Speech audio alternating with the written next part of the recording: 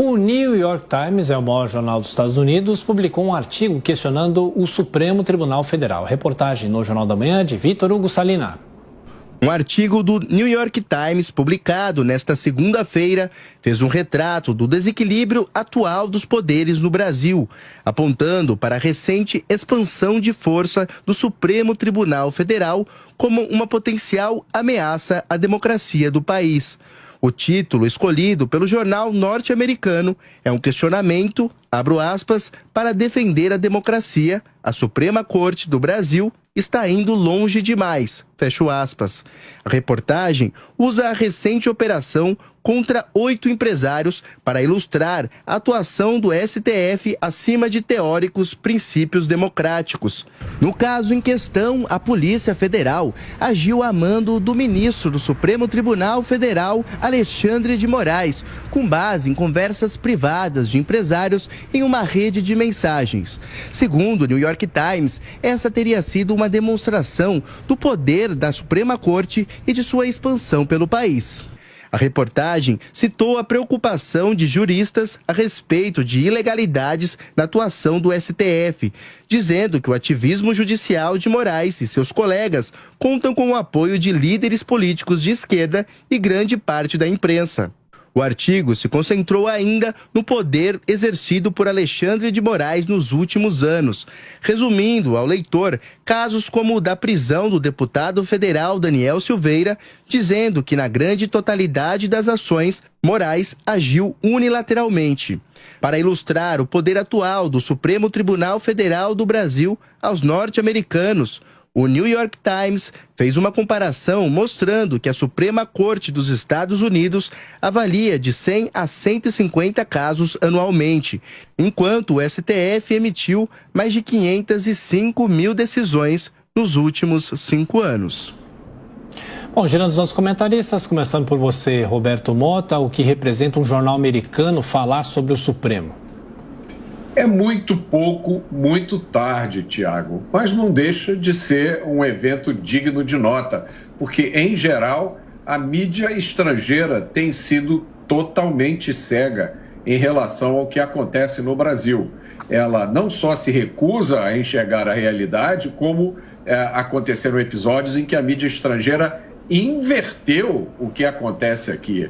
Há 2 semanas atrás saiu um artigo na revista The Economist, que é uma obra-prima de desinformação. Olha, eu sou leitor da The Economist há mais de 20 anos. Resolvi parar de ler a revista. Saiu um artigo também numa revista chamada The Lancet, uma revista médica, uma revista especializada em pesquisas científicas. Colocou lá um artigo totalmente político, fazendo campanha para um candidato à presidência da República.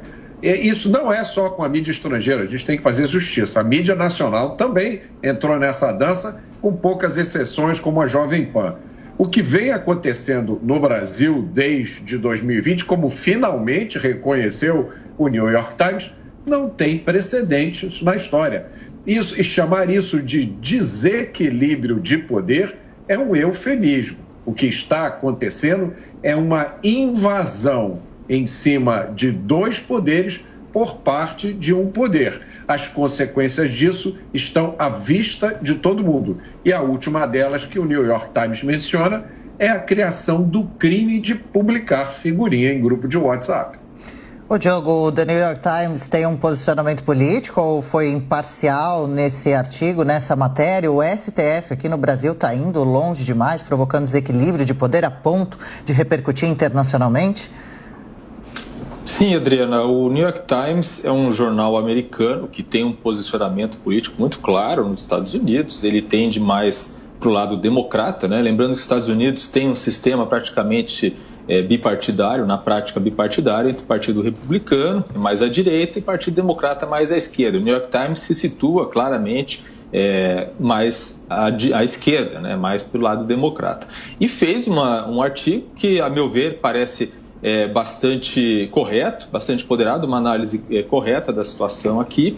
O que existe numa democracia é a necessidade de ter os pesos e contrapesos entre os poderes da República, né? E o que acontece em relação ao STF é que o Congresso, que deveria fazer esse papel de, né, fazer o contrapeso, não exerce esse papel. Não exerce desde o momento das sabatinas dos indicados a ministros do STF. Essas sabatinas são praticamente pro forma, já que as pessoas que são indicadas não são, na prática, avaliadas pelos senadores, e também não acontece quando se analisa, quando se percebe esses abusos e o Senado não faz nada a respeito. Há pelo menos 5 possibilidades, 5 tipologias de crimes de responsabilidade que poderiam levar ao impeachment de um ministro do STF. E até hoje não se viu acontecer, não se viu levar a cabo nenhuma dessas avaliações.